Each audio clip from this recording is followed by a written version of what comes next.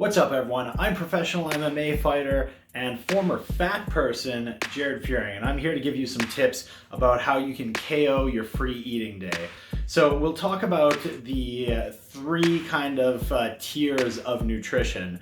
The first one is that you just have good control over your diet and nutrition in general. And if you want a treat, you just have that treat, enjoy it, enjoy life, and then you move on. You don't fixate on it and you don't get stuck in like a binge and pity cycle and stuff like that. So that's mostly for people that already have everything under control. For people that need a little bit more structure, you can look at doing like a cheat meal, which would be around once a week. You focus on having a meal specifically with something that you would generally consider not nutritious.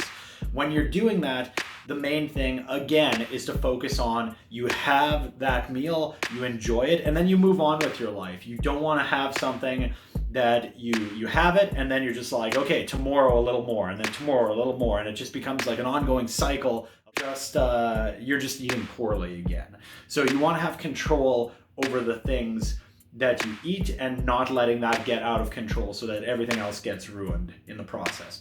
But this final strategy is the one that I really like for me, and it's a little bit harder, it's a little more tricky to do, but it can work really, really well if you do it the right way.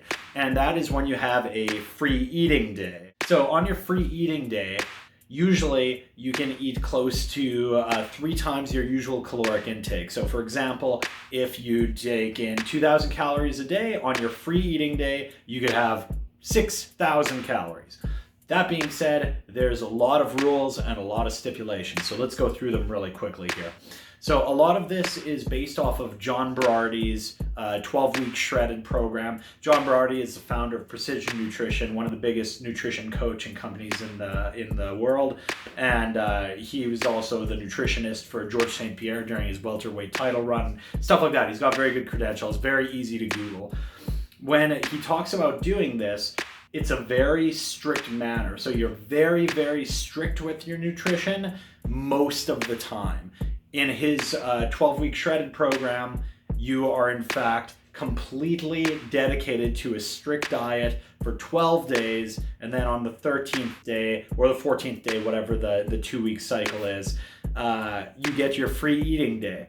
So you don't get a free eating day if you're not following this completely strict. So number one is just being honest with your nutrition. If you're really working hard and you're sticking to everything 100%, you're going to be fine to have a free eating day and you're going to be fine to enjoy those things, but you have to get right back on your program afterwards. This isn't something that you would sustain for your entire life. This is something that you would set out a period of time and be like, okay, I'm going to be really, really strict for this amount of time and I'm going to follow these rules, and when my free eating days arrive, I'm going to have them, I'm going to enjoy them, I'm going to move on and be right back on plan.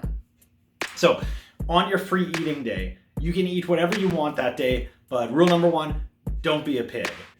Eat what you want, but eat until you're satisfied.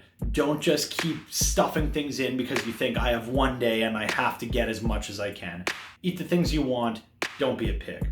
Step 2, on that day, make sure that you're being active. You have to have a workout, preferably a really, really hard workout. So you get up, have whatever breakfast you want, so long as it's not going to make you sick or something like that, and then you go work out.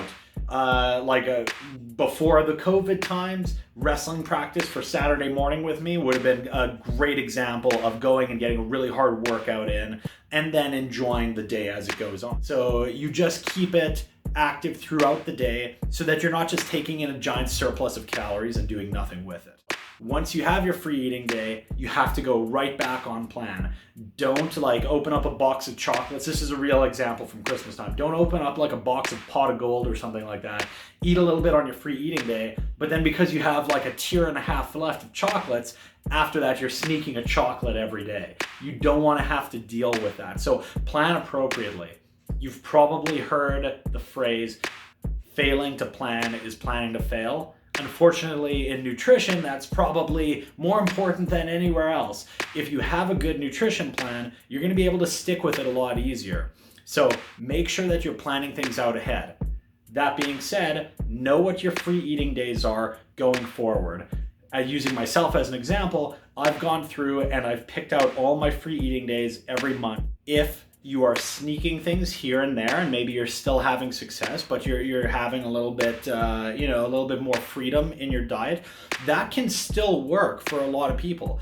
But if you're having a little bit more freedom and just kind of generally sticking to the plan, I wouldn't suggest that you have a free eating day where you have all these extra calories, because you're not being super, super strict. So if that's the case, you can probably just keep doing that as long as you're being successful. You don't necessarily need to pre-plan for one day where you go and have all these things. So don't get confused about why you would do something like this. This is something for the people that are being very strict with their diet. And it can be a really good strategy, but it's definitely on the upper tier of difficulty when you're working with nutrition strategies. I hope these nutrition tips help you formulate some kind of a plan for yourself. And just remember that you are going to have lots of ups and downs with whatever nutrition plan you pick out. It's going to be that way. It doesn't always go super straight line. In fact, it almost never goes like that. You're almost always going to have ups and downs, and that's just part of the process. You have to think of things long term and just do your best going forward. I hope this helped and gave you a little bit of an idea. Thanks, guys.